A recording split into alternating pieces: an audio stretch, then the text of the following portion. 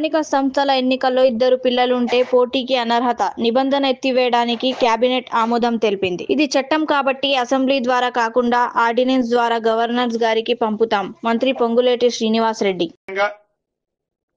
మొన్న చెప్పినట్లు స్థానిక సంస్థల్లో గత ప్రభుత్వం 21(3) ఏదైతే అంశము ద్వారా ఇద్దరు పిల్లలకే పరిమితమైన అంశాన్ని ఈ రోజు కేబినెట్ లో మొన్న రాష్ట్ర కేబినెట్ లో డిస్కషన్ జరిగింది. దీన్ని ఈ రోజు కేబినెట్ లో ఆమోదించడం కూడా జరిగిందని రాష్ట్ర ప్రజలందరికీ కూడా తెలియజేయడం జరుగుతుంది.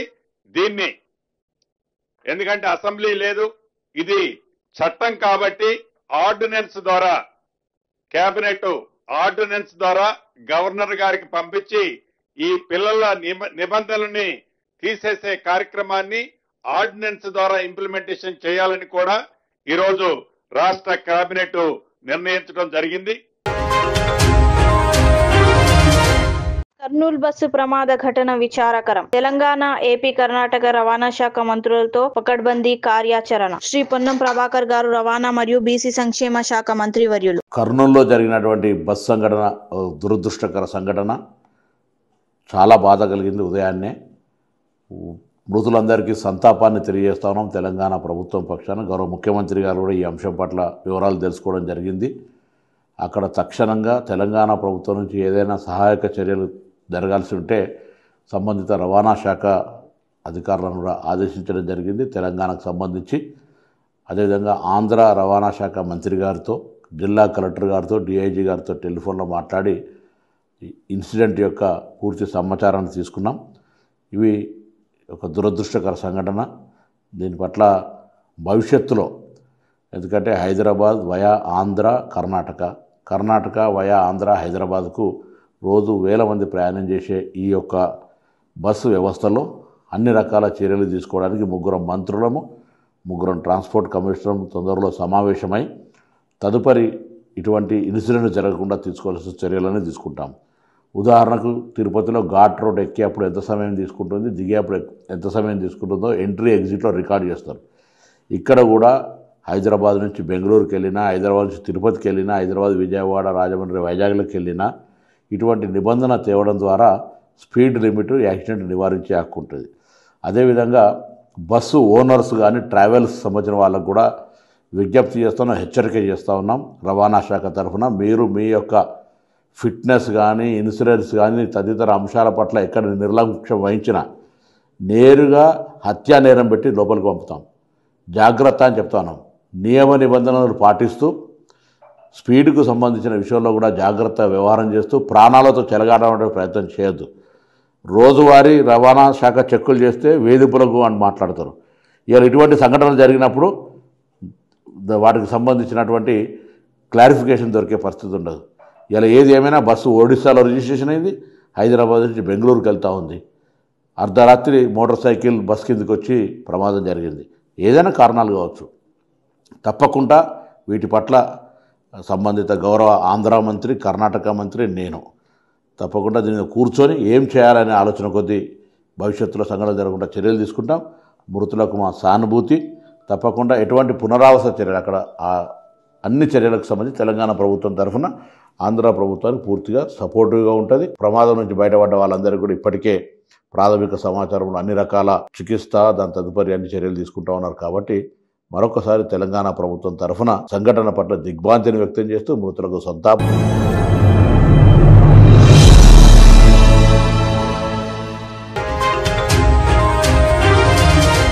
కర్నూలు బస్ ప్రమాదంలో 19 మంది మృతదేహాల గుర్తింపు. కర్నూలు జిల్లాలోని చిన్నటేకూరులో జరిగిన రోడ్డు ప్రమాదంలో దగ్ధమైన బస్సులో 19 మృతదేహాలను గుర్తించి వాటిని వెలికి తీసిన ఫోరెన్సిక్ బృందాలు.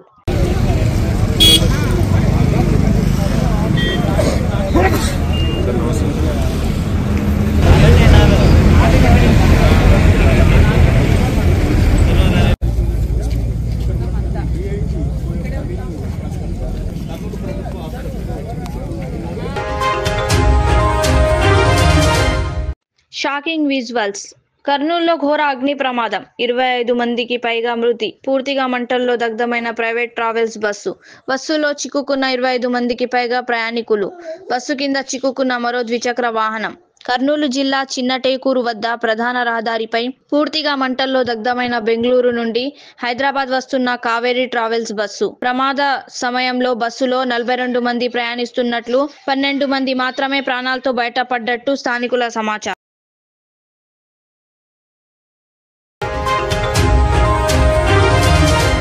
జూబ్లీహిల్స్ రోడ్ నెంబర్ 45లో అగ్ని ప్రమాదం. ఓ పబ్ లో చెలరేగిన మంటలను ఆర్పుతున్న అగ్నిమాపక సిబ్బంది. కొన్ని నెలల ముందు మూసివేసిన పబ్.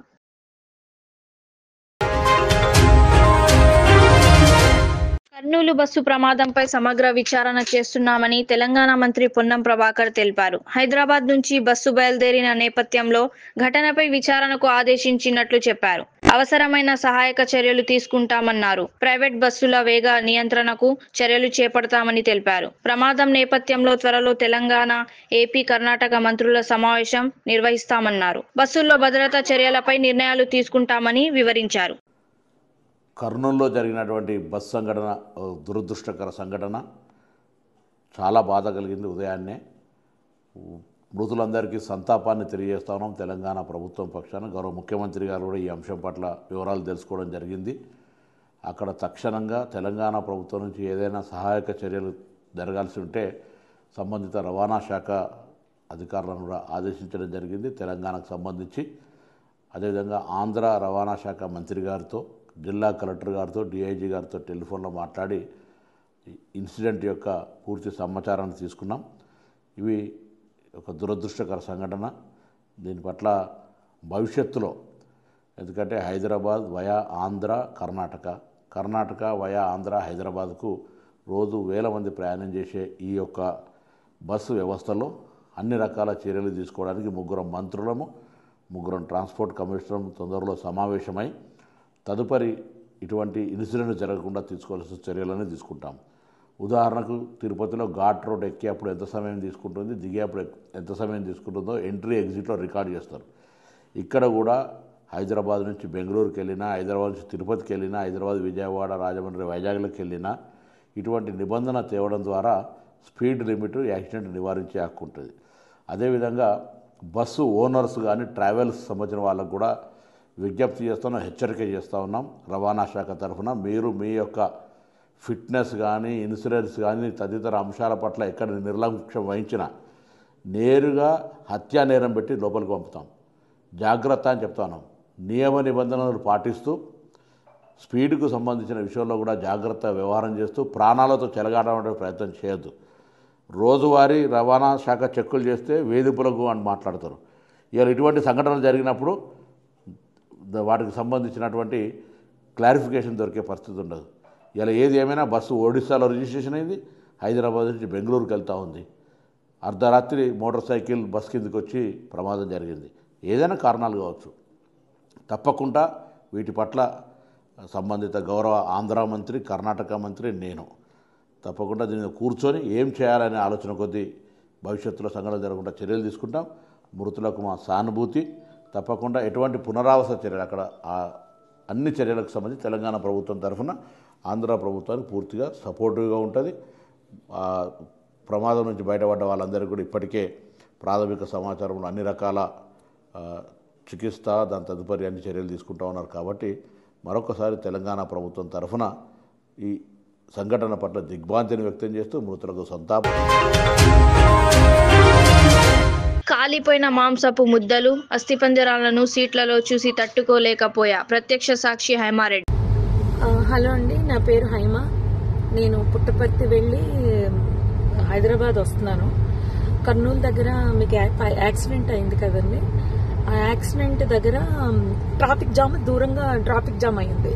ఎందుకు అంత జామ్ ఆగి ఉంది, సాధారణంగా అది ఆగే ప్లేస్ కాదు, ఆగి ఎందుకు ఉంది అని అడిగితే అప్పుడు నా పక్కన కూర్చున్నాడు కాబట్టి డ్రైవర్కి తెలుసు. డ్రైవరు అక్కడ కాలిపోతున్నట్టుంది మ్యామ్, బస్సు కాలుతుంది అక్కడ. సరే గబగబా ఏదైనా హెల్ప్కి వెళ్దామో, అసలు ఏమన్నా పోలీసులు వచ్చారా లేదా అని నేను గబగబా కారు దిగి వెళ్ళానండి. వెళ్ళేసరికి బస్సు తగలబడిపోతుంది. కొంతమంది కింద కూర్చుని ఏడుస్తున్నారు, ఎవరెవరు ఉన్నారని ఏడుస్తున్నారు, కొంతమంది టెన్షన్ పడతారు, ఇలా ఉన్నారు. ఆ బస్సుకు సంబంధించిన వాళ్ళు అలా వాళ్ళ పరిస్థితి అలా ఉంది. ఇంకా మిగిలిన వాళ్ళ ఫోన్లు అన్నీ కూడా పాపం అందులో కాలిపోయాయి. చాలా మంది దగ్గర ఏమి బయటకు వచ్చిన వాళ్ళ దగ్గర ఏమీ రాలేదు. అక్కడ ఉన్న మిగిలిన జనం అండి మొబైల్స్ తో వీడియోస్ తీసుకుంటున్నారండి. ఎవరైనా పోలీస్కి కాల్ చేయలేదు. నేను కార్ దిగి వచ్చే హడావుల్లో ఫోన్ ఏమో కార్లో వదిలేశాను. ఫోన్ వర్షం పడిపోతుంది పక్క నుంచి, ఫోన్ టచ్ చేయడానికి కూడా ఎవరిదైనా అడిగి తీసుకుని టచ్ చేద్దామని వర్షానికి తడిచి అది పని చేయట్లేదు.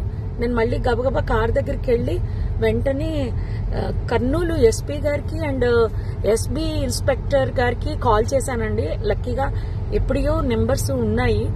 కాల్ చేస్తే వాళ్ళు ఇమీడియట్లీ రెస్పాండ్ అయ్యారు. వాళ్ళు రెస్పాండ్ అయిన కాసేపటికి రూరల్ సిఏ గారి బృందం అంట వాళ్ళు వచ్చారు. దాని ముందే ఫైర్ స్టేషన్ వాళ్ళు వచ్చేసారు. అండ్ ముందు ఫైర్ స్టేషన్ వాళ్ళని, నెక్స్ట్ ఫైర్ సిబ్బంది, నెక్స్ట్ అంబులెన్స్, పోలీస్ వారు వీళ్ళందరూ వచ్చేసారండి. అప్పటికే ఒక ప్రైవేట్ వెహికల్ ఒక 6గురిని హాస్పిటల్ పంపించారు. నాతో ఇంకొక అతను ఎవరో హరీష్ అంట, ధర్మవరం చెందిన అతను. పాపం చాలా మంచి వ్యక్తి ఆయన కూడా. ఆయన ఒక 6గురిని ప్రైవేట్ వెహికల్ ఎక్కించి పంపించారు. తర్వాత వీళ్ళు వచ్చాక ఒక 5గురిని అంబులెన్స్ లో ఎక్కించడం జరిగింది. ఆయన తీసుకెళ్లారండి. ఆ తర్వాత ఈ లోపలనే మొత్తం ఎస్పీ గారు, పోలీస్ సిబ్బంది అందరూ వచ్చేసారు. అసలు ఆ మాంసపు ముద్దలు కాదండి, నిజం చెప్పాలంటే చాలా దారుణం అది. అస్థి పంజరాలు అలా సీట్లలోనే చూసేసరికి అసలు నాకైతే వల్ల కాలేదు. ఎవరైనా ఫ్యామిలీ అండి, చాలా ఆ ఫ్యామిలీ ఎంత బాధపడుతూ ఉంటారు. నేను అది తట్టుకోలేకపోయాను. వస్తూ అక్కడ ఆంజనేయ స్వామి గుడి దగ్గర ఆగిపోయి నదిలో మునగడం జరిగింది. నిజం చెప్పాలంటే చాలా బాధాకరం అండి. ఎవరు కాపాడడానికి అవకాశం లేదు. నిజం చెప్పాలంటే పోలీసులు రాకపోయింటే చాలా ఇబ్బంది పడిపోదాము. హెవీ ట్రాఫిక్ అండి. పోలీసులు లోపలికి రావడానికి బయటకి కూడా ఉండకపోను. ఆ ఇన్ఫర్మేషన్ ఇవ్వడంతో క్లియర్ చేసుకుంటూ వస్తూ మొత్తం లోపలికి వచ్చారు. అంతా ఆఫ్ చేశారు, మంటలు ఆఫ్ చేశారు. జరిగింది అయితే ఇదండి. ఆ బస్ కిందనే బైక్ ఉండిపోయింది. ఆ బైక్ ని కొట్టేస్తే బైక్ అతను చనిపోయి రోడ్డు పక్కకి పడిపోయాడు. మళ్ళీ ఆ బైక్ మాత్రం బస్ కిందకి వెళ్ళిపోయిందండి. అర్థమైపోయింది ఇది సార్ జరిగింది. 10 ఏళ్ల విధ్వంస పాలన చేసిన కేసీఆర్ కాంగ్రెస్ ప్రభుత్వం పట్ల చేస్తున్న వ్యాఖ్యలు హాస్యాస్పదం. శ్రీ అద్దంకి దయాంకర్ గారు, ఎమ్మెల్సీ. జూబ్లీహిల్స్ ఎన్నిక వేళ మళ్ళొక్కసారి కేసీఆర్ బయటికి వచ్చి లేదంటే ఇంటర్నల్ మీటింగ్స్ లో మాట్లాడినంతా కూడా మీడియాలో చూస్తున్నాం. కాంగ్రెస్ పార్టీ వైఫల్యాలను ఎండగట్టాలి, కాంగ్రెస్ పార్టీ ఏ విధంగా మోసం చేసిందో చెప్పాలని చెప్పి వాళ్ళ నాయకులకు ఉద్బోధ చేసే క్రమాన్ని చూస్తే డెఫినెట్ గా ఇలా కేసీఆర్ గారి గురించి మాట్లాడుకోవాల్సిన సందర్భం వస్తుంది. ఒకవేళ కర్మగాలి మళ్లీ బీఆర్ఎస్ గనక మూడోసారికి అధికారంలో వచ్చుంటే ఈరోజు నేపాల్, బంగ్లాదేశ్, శ్రీలంక మాదిరిగా ఎన్ని కష్టాలు తెలంగాణ ప్రజలకు వచ్చో వాళ్ళకి అర్థం కాదు. ఇవాళ సర్వనాశనం చేసిన బీఆర్ఎస్ పార్టీ, తెలంగాణను విధ్వంసం చేసిన బీఆర్ఎస్ పార్టీ నాయకుడు కేసీఆర్ తెలంగాణలో కాంగ్రెస్ వైఫల్యాలని మాట్లాడుతుంటే ఎంత హాస్యాస్పదంగా ఉంటుందో చూడాల్సిన అవసరం ఉంది. 8 లక్షల కోట్ల పైచిలకు అప్పులు చేసి రాష్ట్రాన్ని అప్పుల కుప్పగా మారిస్తే ఈరోజు ముఖ్యమంత్రి రేవంత్ రెడ్డి గారి నేతృత్వంలో కేబినెటే కాకుండా ముఖ్య నాయకులంతా కూడా ఏ విధంగా ఈ రాష్ట్రాన్ని ఈ స్థితి నుంచి బయటికి తీసుకురావాలని చెప్పి మల్లగుల్లాలు పడుతుంటే సహకరించాల్సింది పోయి పనికిరాని ప్రాపగండాలతోని వాళ్ళ కొడుకు వాళ్ళ అల్లుడు చేస్తున్న ప్రకటనలు చూస్తుంటే వీళ్ళు రాజకీయ నాయకులేనా అనే స్థితి ఉన్నది. ఫస్ట్ వాళ్ళ పరిస్థితి చూడు.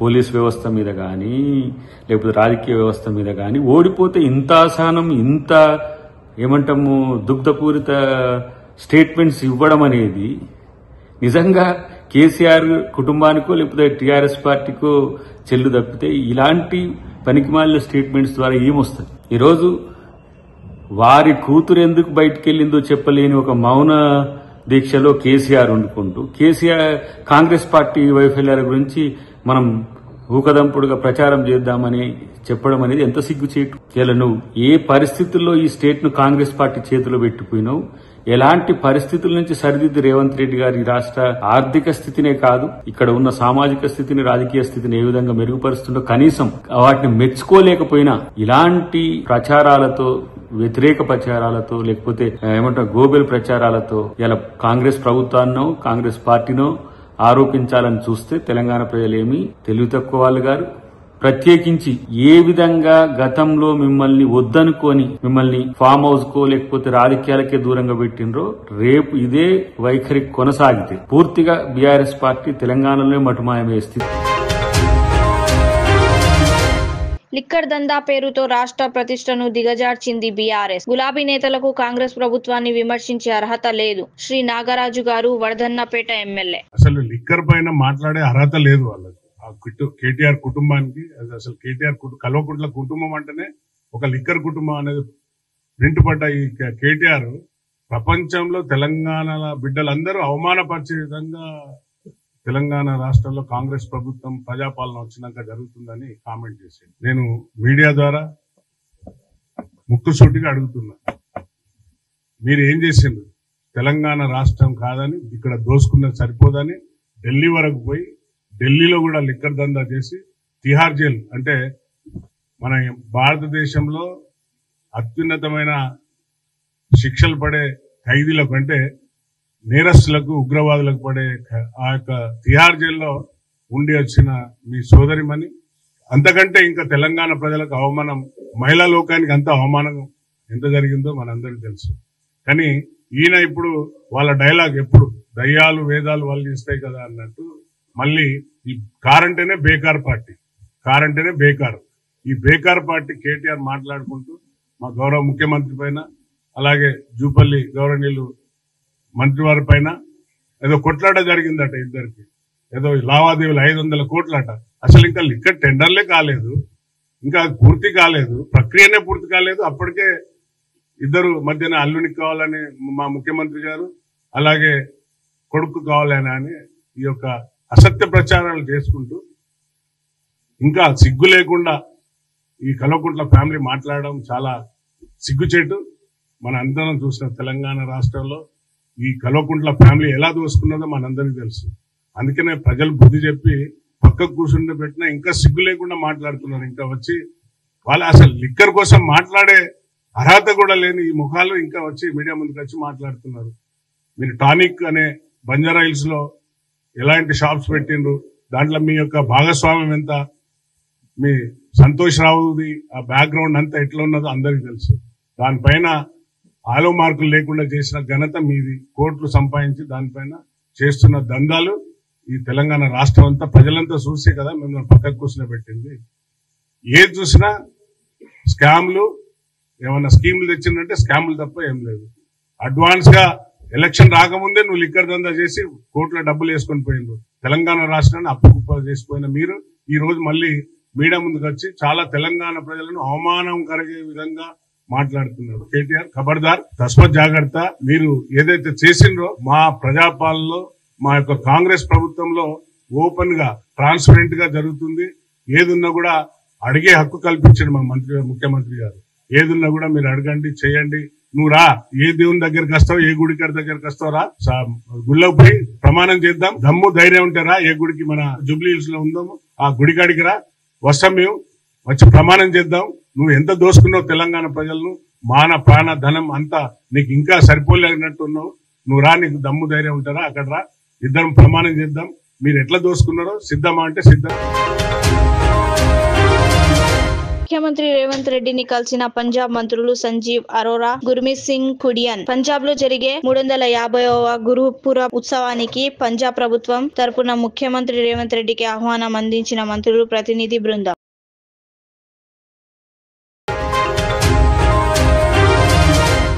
బెడిసి కొట్టిన రాజీ ప్రయత్నం. నిన్న కేబినెట్ మీటింగ్ అనంతరం జరిగిన ప్రెస్ మీట్ లో కొండా సురేఖతో క్షమాపణలు మాత్రమే చెప్పించగలిగారు. కానీ రేవంత్ రెడ్డి మీద తాను తన కూతురు చేసిన ఆరోపణలు అబద్ధాలు అని ఎక్కడా చెప్పలేదు. మాకు చిన్న అభిప్రాయ భేదాలు, అంటే పంపకాల్లో తేడా వచ్చింది, అందుకే ఇంత రచ్చ అయింది, ఇప్పుడు సద్గుణం అడిగింది అని చెప్పగానే చెప్పింది కొండక్క. ఇది ఏమైనా కొండా సురేఖ కూతురి ఉద్దంతం వల్ల రేవంత్ రెడ్డి ఆకృత్యాలు దోపిడీ బయటపడింది. కాంగ్రెస్ నిరుద్యోగ బాకీ కార్డు ఆవిష్కరించిన మాజీ మంత్రి ఎమ్మెల్యే హరీష్ రావు.